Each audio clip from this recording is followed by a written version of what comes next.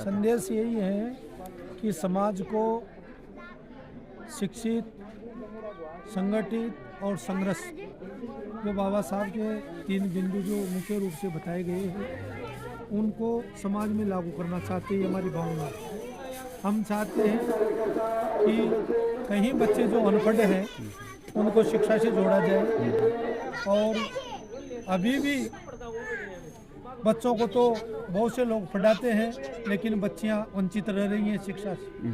तो लोगों को इस धार्मिक जो कार्यक्रम जो करते हैं, इसमें भी हम लोगों को यही प्रेरित करते हैं कि बाबा साहब ने जो संविधान बनाया और जो हमारे को जो अधिकार दिए हैं, जो मूल अधिकार दिए हैं, उन मूल अधिकारों को इस जनता के बीच में रखते हैं और जनता को अवगत कराते हैं कि ज़्यादा से ज़्यादा लोगों को पता चले और जातिवाद खत्म हो करके मानव समाज में एकता बढ़े।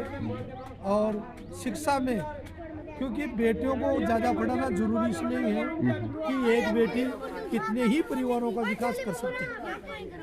अब कई जो बुजुर्ग जो अनपढ़ लोग हैं, उनकी अभी भी ये सोच है कि बेटियों को नहीं पढ़ाना चाहिए, लेकिन हम उनके विचारों को परिवर्तन करने में लग रहे हैं। एक बयान में पूछता हूँ, अभी जो कुंभ का मेला चल रहा है प्रयागराज के अंतर्गत, वहाँ पर चंद्रशेखर ने कहा है कि कुंभ बनाने वही जाएगा जो पापी है, जो पाप है, जो पाप करेगा वो वहाँ धोएगा। इस बयान को लेकर के आपका क्या कहना है? देखो, उसमें ऐसा है कि अगर गलत कर्म करे व्यक्ति और अगर डुबकी लगाने से पाप डूब जाए, तो ऐसा कभी नहीं हो सकता। आज जो कुंभ का मेला चल रहा है, कुंभ के मेले में भी जातिवाद की भावना है। बहुत से शंकराचार्य केवल हिंदू धर्म की बातें करते हैं, लेकिन हिंदू में जातिवाद चल रहा है, तो क्यों नहीं उनको जातिवाद मिटाना चाहिए। जबकि जातिवाद की भूमिका जो है मिटाने की, ब्राह्मण और साधु दो ही ऐसे हैं जो जातिवाद को मिटा सकते हैं। आज कोई यज्ञ करवाता है और किसी कार्यक्रम की जो भूमिका बनाता है, तो उसका साधु यज्ञ का झंडा गाड़ता है, तो ब्राह्मण वहाँ आचार्य बनता है। जब कार्यकारिणी बनती है तो उनसे पूछा जाता है, तो वो ये कहते हैं कि शुक्ल कास्ट की उगाई नहीं लेना चाहिए, केवल जनरल के लोगों की उगाई लेना चाहिए। लेकिन वही ब्राह्मण और वही अगर साधु ये कह देता है कि नहीं, सतपूर्ण की उगाई होनी चाहिए और एक जाजे पे सब भोजन करे, तो जातिवाद खत्म हो सकता है। ऐसे हमारी भावना है और ये एकता के सूत्र में बन सकते हैं, लेकिन इन चीज़ों को ये लोग करना नहीं चाहते। और फिर कहें कि साधु और धर्म जो चीज़ है, धर्म दर धातु से बनाए व्याकरण के आधार पे, दूसरे की पीड़ा को अपनी पीड़ा समझना धर्म है। ऐसा कोई ये जो कार्य जो कर रहे हैं और जो लोगों को ऐसे अंधविश्वास पाखंडवाद में लगा रहे, इससे इस मानव समाज को अलग हो जाना चाहिए।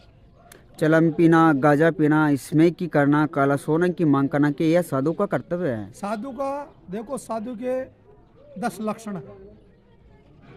जितेंद्रिय होना, उसके अंदर संतोष की भावना होना, दुर्व्यसनों से दूर रहना। तो पहले बात तो जो गांजा और बीड़ी तंबाकू जो पीता है, उसके लिए तो नरक का द्वार तैयार ही है। क्योंकि नरक का द्वार तैयार ऊपर तो है कि नहीं है, लेकिन अपना जो पंचभौतिक शरीर है ये उस नशीली चीज़ों से ग्रसित हो जाएगा और एक दिन उसको ग्रसित होकर के मरना पड़ेगा और उसके बच्चे शिक्षा से हर चीज़ से वंचित रहेंगे। मेरा लास्ट क्वेश्चन ये रहेगा, क्या धर्म के आधार पर दलितों का उद्धार हो सकता है? नहीं, धर्म के आधार पर नहीं हो सकता है, लेकिन धर्म की असलियत भावना को समझना चाहिए। तो फिर दलितों को कौन से धर्म में माना जाए? धर्म को, दलितों को वही धर्म को मानना चाहिए जो कबीर साहब ने, संत शिरोमणि रविदास जी ने और तथागत गौतम बुद्ध ने। तथागत गौतम बुद्ध ने कहा था कि प्रकृति ईश्वर है। महाशून्य में महतत्व में पुरुष और पुरुष में प्रकृति और प्रकृति से त्रिगुण माया रची है। इसलिए तथागत गौतम बुद्ध ने जो कहा है वो सत्य है और उसी चीज को मानना चाहिए। क्योंकि तथागत गौतम बुद्ध के पास मानव धर्म और मानव योग्यता को मानते थे और वह हर इंसान को अपना ही समझते थे।